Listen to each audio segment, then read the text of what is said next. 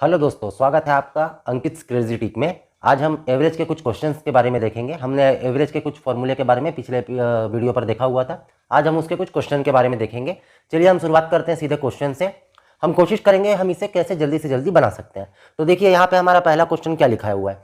एक कक्षा में 150 विद्यार्थी का औसत वजन 80 किलोग्राम है। ठीक है, एक कक्षा में 150 स्टूडेंट हैं जिनका जो वेट है वो औसत वेट क्या है, 80 किलोग्राम है। कक्षा में लड़के व लड़कियों का औसत वजन क्या है, 85 और 70। मतलब लड़कों का वजन औसत वजन क्या है, 85 किलोग्राम, और लड़कियों का औसत वजन क्या है, 70 किलोग्राम।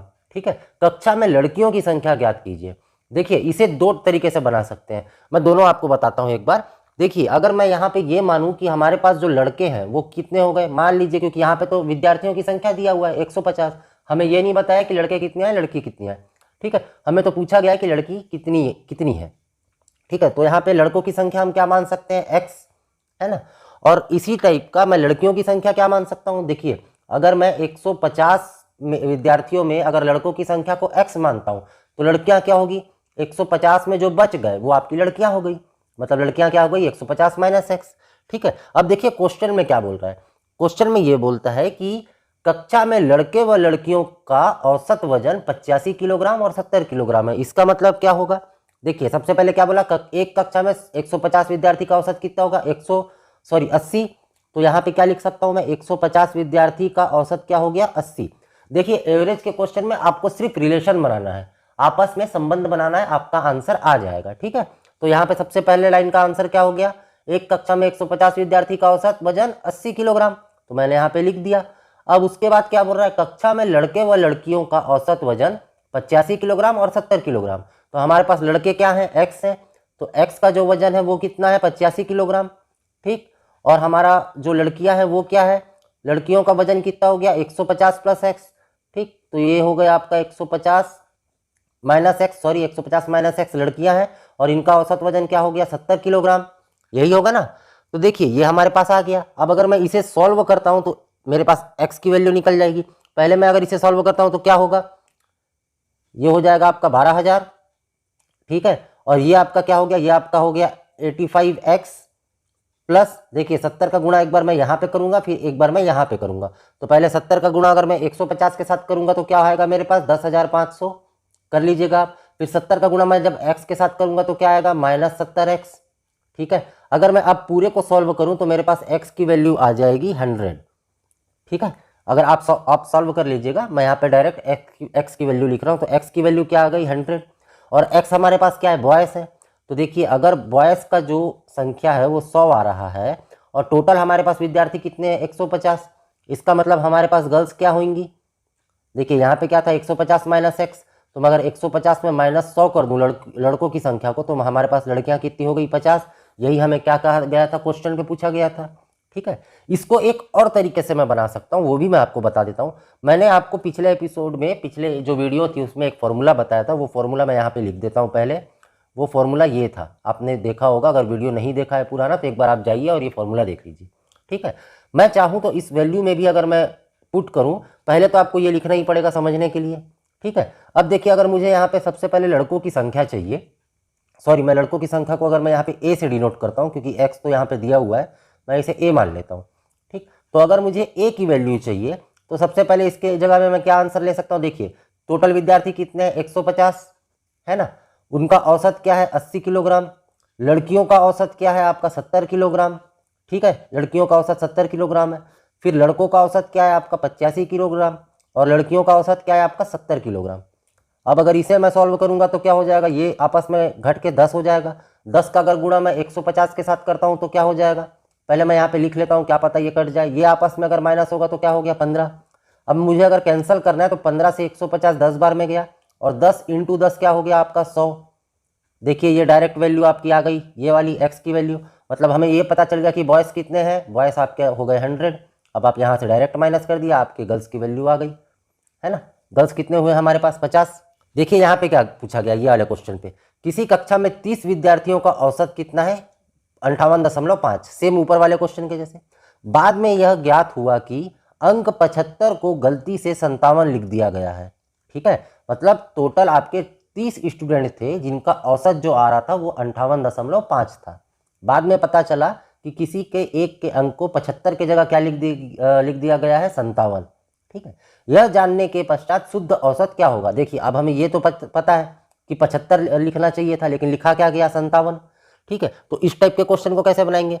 देखिए सबसे पहले तो आप जनरली जो हम करते हैं वो कर लीजिए। क्या होता है, टोटल हमारा जो नंबर ऑफ स्टूडेंट है उनका एवरेज क्या आ रहा था।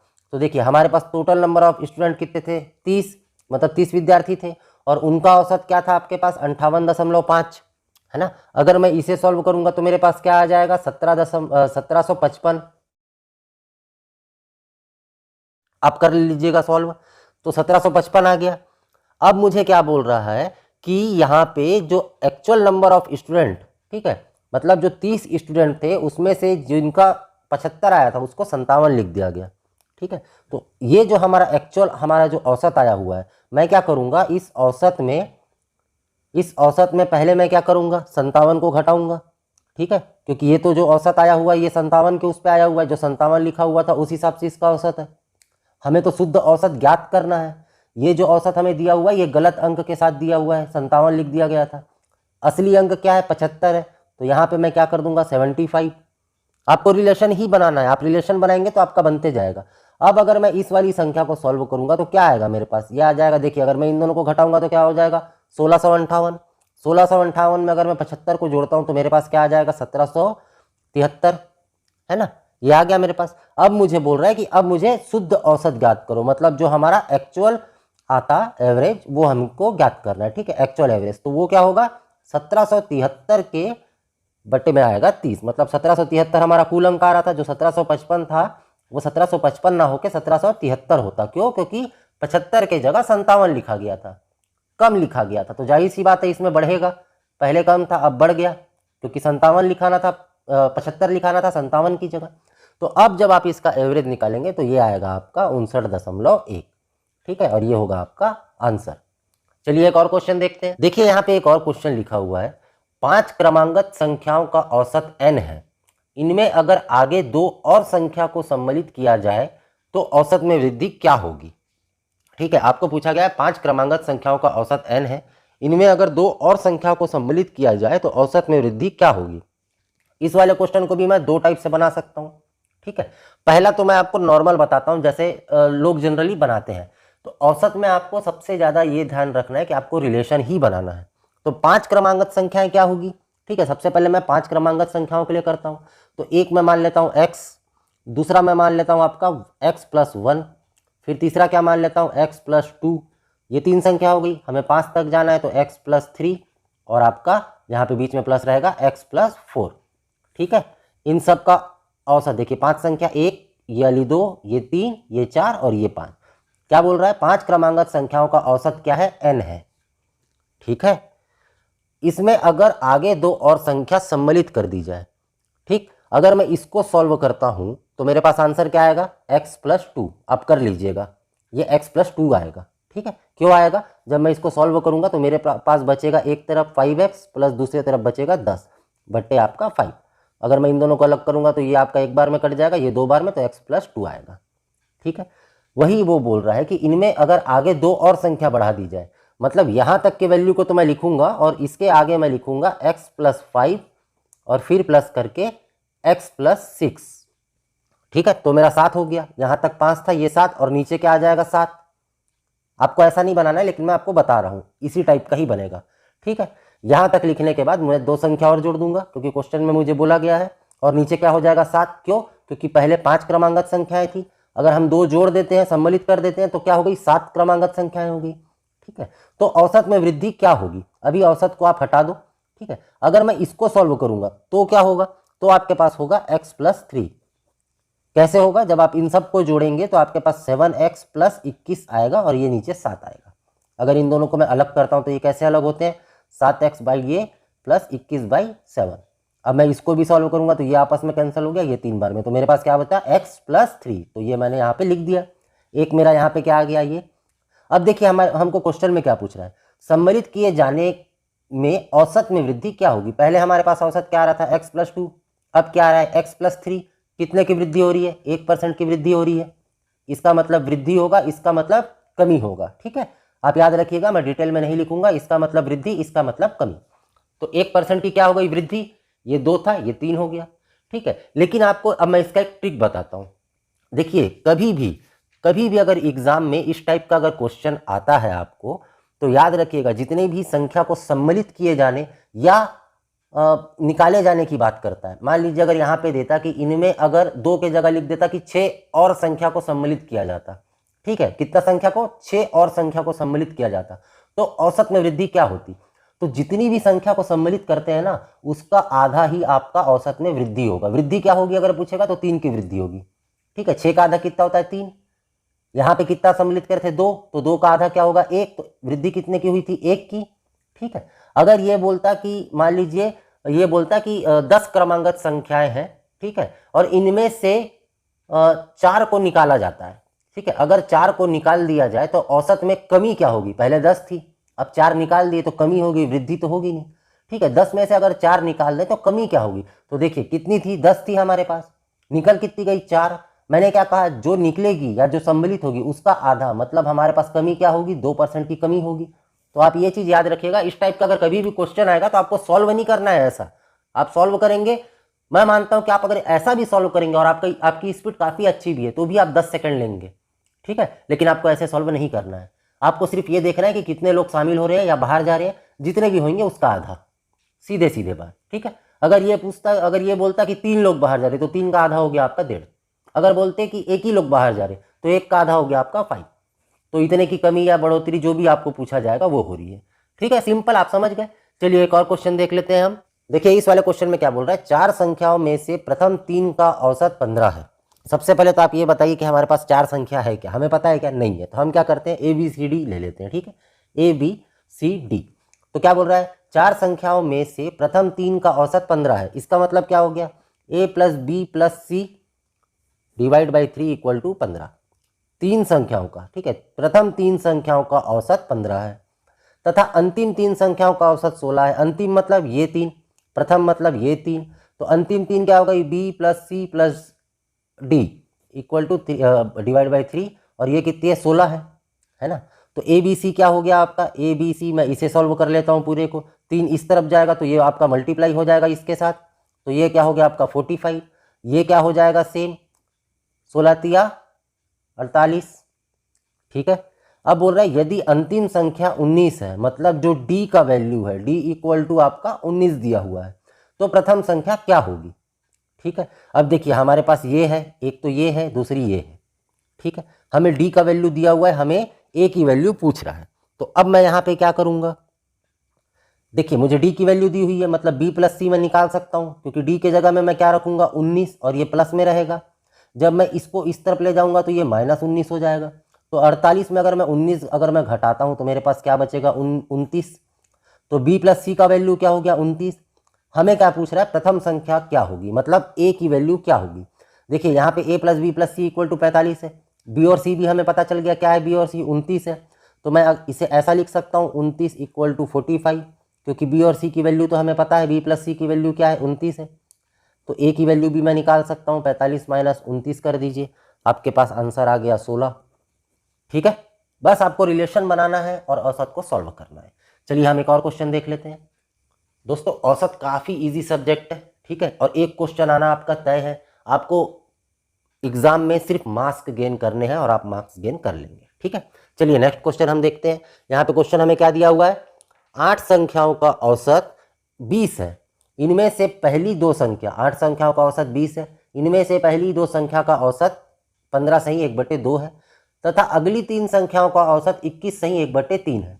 यदि छठवीं संख्या 7वीं व 8वीं से संख्या से क्रमशः 4 व 7 कम हो तो 8वीं संख्या क्या होगी। मेरे हिसाब से आप इसका रिलेशन बना सकते हैं। ठीक है, और ये काफ़ी इजी है। चलिए एक बार कोशिश करते हैं इसका रिलेशन बनाने का। ठीक, क्या बोल रहा है, सबसे पहले आप वो देख लीजिए, क्या बोलता है आपको, 8 संख्याओं का औसत कितना है, 20 है। मतलब आप ये तो कर ही लीजिए, 8 संख्याओं का औसत क्या हो गया, 20 हो गई। इनमें से पहली 2 संख्याओं का औसत 15 सही 1/2 है। तो 15 सही 1/2 को मैं क्या लिख सकता हूँ, ये होता है आपका 15 दूनी 30, इसको गुणा करते हैं और इसके साथ जोड़ देते हैं जो भी आता है। तो 15 दूनी 30 और 30 और 1 क्या हो गया, 31/2। ठीक है, सेम मैं इसको भी कर सकता हूँ, 21 सही 1/3 को मैं क्या लिख सकता हूँ, 3 नीचे ही रहेगा जैसे यहाँ पे 2 था, ये क्या हो गया आपका 21 × 3, ये आपका हो गया 63 और एक हो गया आपका 64। ठीक है, तो अब देखिए रिलेशन बनाते हैं। हमारे पास ये दो आ गई, इनमें से पहली दो संख्याओं का औसत इतना है, तो मतलब पहली दो संख्या पहली दो संख्या का औसत क्या हो गया 31/2। देखिए उसके बाद क्या बोलता है तथा अगली तीन संख्याओं का औसत इतना है, तो प्लस अगली तीन संख्या का औसत कितना दिया हुआ है 64/3। मैंने इसे सॉल्व करके ये कर दिया है। ठीक है, तो उसके बाद नेक्स्ट तीन संख्या का औसत कितना है, ये टोटल कितनी संख्या है हमारे पास 8 है। देखिए यहाँ पे दो संख्या हो गई, यहाँ पे 3 हो गई। अभी तक हम कितनी संख्या कर चुके हैं 5, 3 और 2 5, कितनी बच गई 3 संख्या और। अब देखिए क्वेश्चन में आगे क्या बोलता है, यदि छठवीं संख्या सातवीं व आठवीं से क्रमशः 4 व 7 कम हो, तो हमें तो पता नहीं है छठवीं संख्या क्या है, तो छठवीं संख्या क्या हो गई x। ठीक है, क्या बोलता है छठवीं संख्या सातवीं व आठवीं संख्या से, सातवीं संख्या से 4 कम हो, ये हो गया आपका छठवां नंबर। सातवीं से कितना कम हो 4 कम हो, मतलब जो छठवीं संख्या है वो सातवीं से 4 कम होगी, मतलब जो सातवीं संख्या है वो छठवीं से 4 ज्यादा होगी, तो ये सातवीं संख्या हो गया। आठवीं संख्या 7 कम हो, मतलब जो आपका आठवीं संख्या होगी वो x से छठवीं संख्या से 7 ज्यादा होगी, तो छठवीं संख्या क्या है x है, तो आठवीं संख्या क्या होगी जो x है उससे 7 ज्यादा होगी। हो गया आपका रिलेशन बन गया। अब मात्र आपको इसको सॉल्व करना है, तो देखिए यहाँ तो सीधा सीधा कैंसिल हो गया 2 और 2, ये भी 3 और 3 कैंसिल हो गया, तो आपके पास अब क्या बचा, मैं इन दोनों को भी गुणा कर देता हूँ। ये हो गया आपका 160, यहाँ पे आपका बचा 31 ये वाला, यहाँ पे आपका बचा 64। ठीक है, ये आपका क्या हो जाएगा प्लस, इसको यहीं सॉल्व कर देते हैं, x plus x plus x मतलब कितना हो गया 3x, प्लस यहाँ पे क्या है 4 है, यहाँ पे क्या है 7 है, इन दोनों को मिलाऊंगा तो क्या हो गया 11। अब अगर मैं इन तीनों को सॉल्व करूं तो क्या होगा, देखिए हमारे पास क्या है 31 है, 11 है और 64 है, मुझे इन सबको जोड़ना है क्योंकि सब में प्लस का ही साइन है, तो ये इसको मैं अगर जोड़ूंगा तो ये क्या हो गया 6 3 9 और 1 10, 106। अगर मैं इस 106 को इस तरफ लाऊं तो ये क्या हो गया, ये प्लस में था, इस तरफ जाएगा तो माइनस हो गया, ये 106 = 3x, तो x = क्या हो गया, अगर मैं इन दोनों को घटाऊंगा तो मेरे पास क्या बचेगा आंसर 54। ठीक है, आप इन दोनों को घटा लीजिएगा, और मेरे पास x में क्या था 3 था, अगर मैं इस 3 को 54 के नीचे लाऊंगा तो यहाँ से ये कट जाएगा, तभी ये इसके नीचे जाएगा। ठीक है, अब मैं अगर इसे सॉल्व करता हूँ तो क्या हो गया 3 कम 3 3 8 24, मतलब x की वैल्यू क्या आ गई 18। ठीक है, हमें क्या पूछा था, तो आठवीं संख्या क्या होगी, हमारे पास x की वैल्यू क्या आई 18। x कौन सी संख्या है छठवीं, क्योंकि ये सातवीं है और ये आठवीं है। हमको क्या बोल रहा है आठवीं संख्या क्या होगी, तो आठवीं संख्या क्या थी छठवीं से 7 ज्यादा थी, तो आठवीं संख्या 7 ज्यादा थी, तो 18 और 7 अगर मैं करता हूँ तो मेरे पास क्या आ गया 25। तो आपके पास आठवीं संख्या क्या हो गई, जो 8वां नंबर का था वो था आपका 25। ठीक है, समझ गए आप। चलिए हम एक और क्वेश्चन देख लेते हैं। उम्मीद करता हूं आपको सवाल के जवाब जो है वो आसानी से समझ आ रहे होंगे। प्लीज वीडियो को लाइक और सब्सक्राइब जरूर कीजिएगा और इसे शेयर भी कीजिएगा। चलिए हम एक और क्वेश्चन देख लेते हैं। देखिए दोस्तों, यहाँ पे एक क्वेश्चन लिखा हुआ है कि एक कक्षा के 2 विभाग हैं। मतलब मान लीजिए अगर मैं 10वीं क्लास की बात कर रहा हूँ तो हम देखते हैं ना स्कूलों में 10th A 10th B 10th C ऐसा, तो ये वही बोल रहा है। एक कक्षा में 2 विभाग हैं, विभाग x के 20 छात्रों का उत्तीर्ण औसत, उत्तीर्ण मतलब पास, विभाग x के 20 छात्रों का उत्तीर्ण औसत 80% है तथा विभाग y के 30 छात्रों का उत्तीर्ण औसत 70% है। दोनों विभाग का कुल उत्तीर्ण औसत क्या है? ठीक है, यही पूछा गया है हमसे। तो देखिए सबसे पहले मैं क्या करता हूं, मैं ये देखता हूं कि टोटल कितने जो छात्र थे वो पास हुए।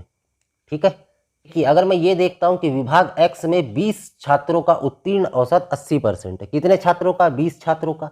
कौन सा विभाग है? x विभाग है। उत्तीर्ण औसत क्या है? 80%। अगर मैं परसेंट को हटा दूं तो क्या लिख सकता हूं, ये 0 से एक 0 कैंसिल और ये वाला 0 कैंसिल, ये दोनों 0 से, तो 8 दूनी क्या हो गया आपका 16। ठीक है, सेम अगर मैं y के लिए करूं, ये तो x के लिए किया था मैंने, अब y के लिए देखते हैं। y विभाग y के 30 छात्रों का औसत 70% है, तो 70% के जगह में मैं क्या लिख सकता हूं, नीचे 100। हम परसेंट में जब जाएंगे परसेंट के टॉपिक पे तब मैं आपको पढ़ाऊंगा। यहाँ पे भी मैं क्या कर सकता हूँ, इन दोनों 0 से इन दोनों 0 को काट सकता हूँ। तो y में टोटल कितने पास हुए? 21, ये हमारे पास आ गया। तो अब देखिए हमारे पास टोटल स्टूडेंट कितने हैं जो पास हो गए, टोटल स्टूडेंट। ठीक है, मैं s लिख दिया हूँ, दोनों विभाग में मिला के, एक है 16 एक है 21, इन दोनों को मैं जोड़ दूंगा तो मेरे पास क्या आ गया आंसर 37। ओके, 37 लोग पास है, हमें पता चल गया। अब देखिए दोनों, देखिए हमें क्या निकालना था, दोनों विभाग का कुल उत्तीर्ण औसत क्या है। मतलब दोनों विभाग में जितने लोग पास हुए हैं उनका औसत क्या है। तो दोनों विभाग में पास कितने लोग हुए 37। ठीक है, पास विद्यार्थियों का औसत देखना है। तो टोटल विद्यार्थी कितने थे 50। पहले विभाग में 20 थे, दूसरे में 30 थे। ठीक है, अब देखिए, अब हमारे पास ये तो पता चल गया कि दोनों डिपार्टमेंट में कितने थे स्टूडेंट, 50 थे। ठीक है, 30 और 20। अब हमें ये बताना है कि दोनों डिपार्टमेंट के जो पास हुए हैं उनका औसत क्या था। तो देखिए, ये तो 50 था, पास कितने हुए 37, और ये हो गया आपका परसेंटेज। ठीक है, तो देखिए 10, या तो मैं एक काम करता हूँ 50 से 2 बार मैं कैंसिल कर दिया, और ये आपका क्या हो गया 74% आपके विभाग में पास होने का औसत है।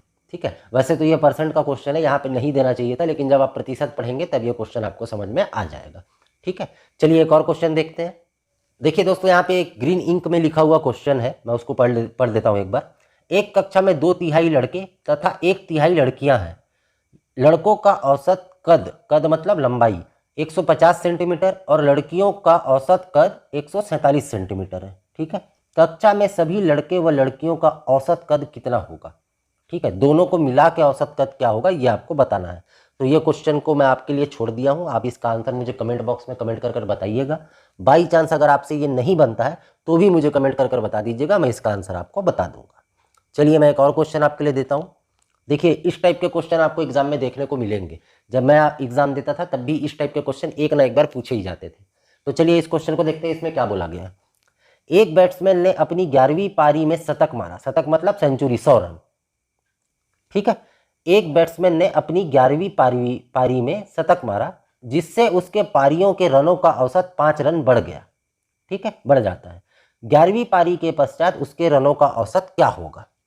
ठीक है, मतलब 11वीं पारी में शतक मारा, 10 पारी तक जितना भी उसका औसत था, 11वीं पारी में जैसे ही उसने शतक मारा तो औसत में 5 रन बढ़ गया। ठीक है, तो 11वीं पारी के पश्चात उसके रनों का औसत क्या होगा, यही हमें उनको बताना है।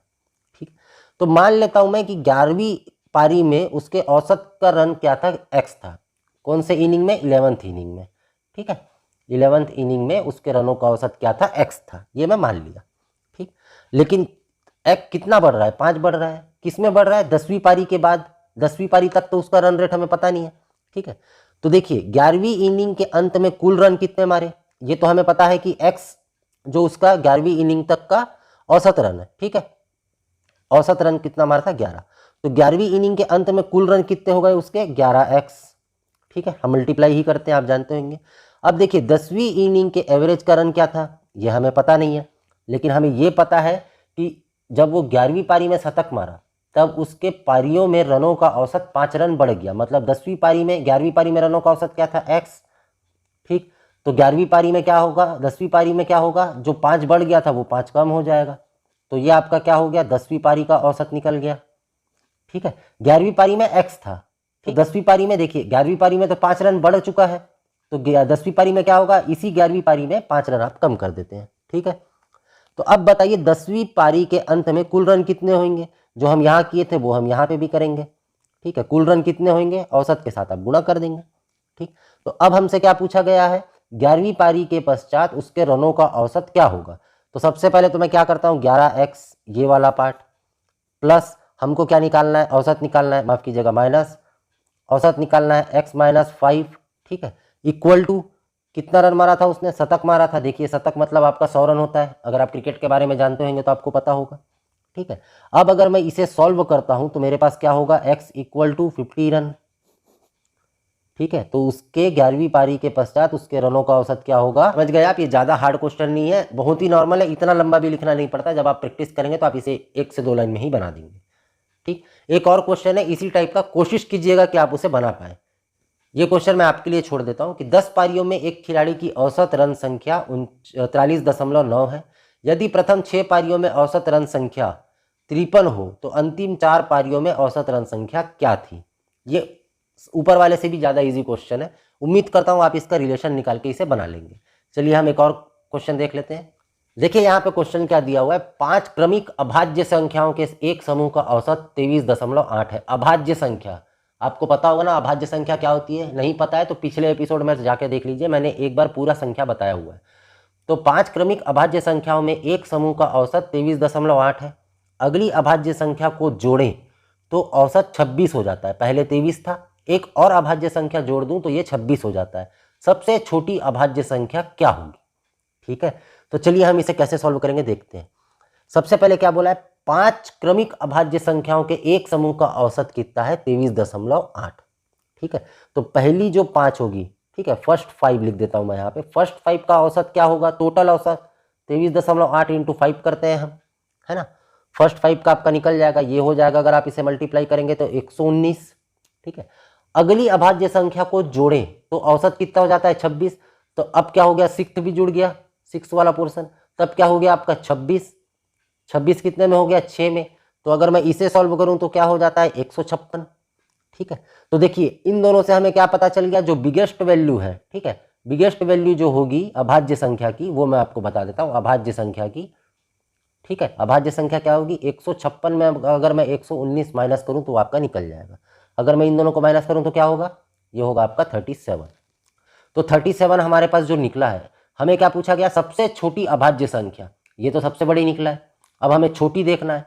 तो मैंने आपको अभाज्य संख्या भी पूरा लिखकर बताया था, 1 से लेकर 100 तक का कितने होते हैं? 25 होते हैं, आपको याद होगा। तो अगर मैं डिक्रीजिंग ऑर्डर में जाऊं, इंक्रीजिंग ऑर्डर में जाऊं, मतलब छोटे से बड़े से छोटे, छोटे फिर छोटे, तो 31 से छोटा अभाज्य संख्या क्या है? 31 है। इससे अब छोटा अभाज्य संख्या आपका 29 है। इससे छोटा अभाज्य संख्या आपका 23 है।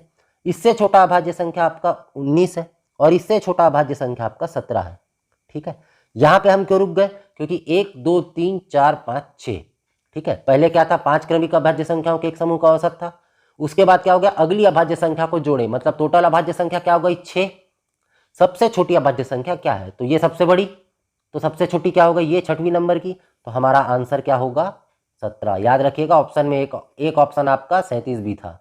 ठीक है, एक ऑप्शन कुछ और था, दूसरा ऑप्शन कुछ और था, और लास्ट ऑप्शन जो आपका था वो 17 था। तो ये नहीं कि वैल्यू निकाल लिए तो 37 में टिक लगा दें आप, आपको लगाना 17 में टिक है। ठीक है, कभी कभी थोड़ा सा सेंस भी लगाना पड़ जाता है क्वेश्चन में। चलिए एक और क्वेश्चन देख लेते हैं हम। देखिए लिखाया हुआ है 9 संख्या का औसत 7 है। अब डायरेक्ट बनाते हैं। चलिए यहाँ पे क्या लिखा है? 9 संख्या का औसत कितना है? 7 है। ठीक है, यहाँ पे सीधा सीधा हो गया। पहली 4 संख्या का औसत 6 है तथा अंतिम 4 संख्या का औसत 7.5 है। तो बीच की संख्या क्या होगी? तो अब हमें तो पता नहीं है कि पहली 4 संख्या भी क्या है और लास्ट की 4 संख्या भी क्या है। तो मैं एक काम करता हूँ, यहाँ पे लिख लेता हूँ WXYZ इक्वल टू आपका टोटल इक्वल टू होगा। ठीक है, और बीच में लिख लेता हूँ A लिख लेता हूँ। ठीक है, हमारे अंकित क्रेजी ट्रिक के A वाले लेटर को मैं ले लेता हूँ, ये बीच की संख्या हो गई। उसके बाद मैं लिख सकता हूँ PQRS कर देते हैं। चलिए PQRS, देखिए 9 संख्या हो गई, 4 ये बीच में ये। तो हमारे पास क्या है? 9 संख्या का औसत कितना था? 63। ठीक है, ये 9 संख्या हो गई, इसका औसत क्या हो गया? 63। ठीक, क्योंकि इन दोनों को अगर मैं सॉल्व करूंगा तो क्या होगा आपके हमारे पास? 63। अब हमें क्या बोल रहा है? पहली 4 संख्या, मतलब ये वाली पहली 4 संख्या का औसत क्या है? 6 है। ठीक है, तो पहली 4 संख्या मतलब WXY और Z, ओके, इनका औसत क्या है? 6 है। ठीक, इसको सॉल्व करूंगा तो क्या हो गया मेरे पास? WXYZ इक्वल टू क्या हो गया? 4 इसके साथ मल्टीप्लाई हो जाएगा तो 24, मेरे पास एक वैल्यू आ गई। सेम क्या बोला है? अंतिम 4 संख्या का औसत 7.5 है। तो सीधे सीधे मैं लिखता हूं PQRS इक्वल टू क्या हो गया? 7.5, और ये भी 4 संख्या है मतलब इंटू 4। अगर मैं इसको गुणा करूंगा तो क्या आएगा? 30 कर लीजिएगा आप। ठीक है, अब मुझे क्या पूछा है? तो बीच की संख्या क्या होगी?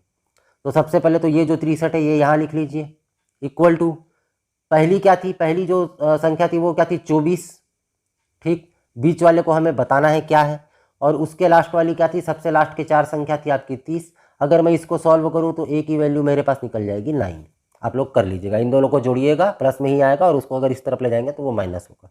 ठीक, ए की वैल्यू क्या आ गई? 9। तो यही आपका क्या हो गया? आंसर। देखिए ये हमारा आज का लास्ट क्वेश्चन है। इसमें क्या बोल रहा है? 5 सतत विषम संख्याएं दी गई है, मतलब लगातार। ठीक, 5 सतत विषम संख्या दी गई है। यदि पहली 2 विषम संख्याओं के औसत का वर्ग, सेम जो हमने पिछला क्वेश्चन देखा था ना उसी ही टाइप का है, बस थोड़ा सा इसमें चेंज हो गया है। यदि पहली 2 विषम संख्याओं के औसत का वर्ग एवं अंतिम 2 विषम संख्याओं के औसत का वर्ग का अंतर 492 हो तो सबसे छोटी विषम संख्या क्या होगी?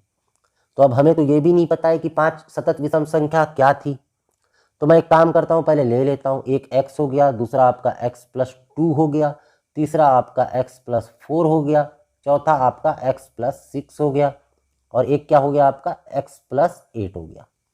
ठीक है, अब आप बोलेंगे 2, 4, 6, 8 यही क्यों लिया मैंने, विषम संख्या बोल रहा है, इसकी वैल्यू जो भी आएगी, अगर मान लीजिए इसकी वैल्यू 1 होगी तो 1+2 आपका 3, तो 3 एक विषम संख्या है, अगर ये 1 होगी तो ये भी 1 होगी, 1+4 मतलब 5 एक विषम संख्या है, 6+1 7 विषम संख्या है, 8+1 9 विषम संख्या है। ठीक है, तो इसी कारण यहाँ पे इस टाइप का लिया गया। तो अब देखिए क्वेश्चन में जाते हैं, यदि पहली दो विषम संख्याओं के औसत का वर्ग, पहली दो मतलब ये दोनों, अंतिम दो विषम संख्याओं के औसत का वर्ग मतलब ये दोनों, तो चलिए डायरेक्ट कर लेते हैं, पहली दो विषम संख्याओं के औसत का वर्ग, औसत कैसे निकालेंगे इन दोनों का, ये x प्लस ये वाला पार्ट, ये दोनों पार्ट एक साथ का औसत 2, इसका वर्ग, जो आपको क्वेश्चन में बोल रहा है आपको सिर्फ रिलेशन बनाने हैं, एवं अंतिम दो संख्या इन दोनों का वर्ग, चलिए ये भी कर लेते हैं, इसका और आपका इसका।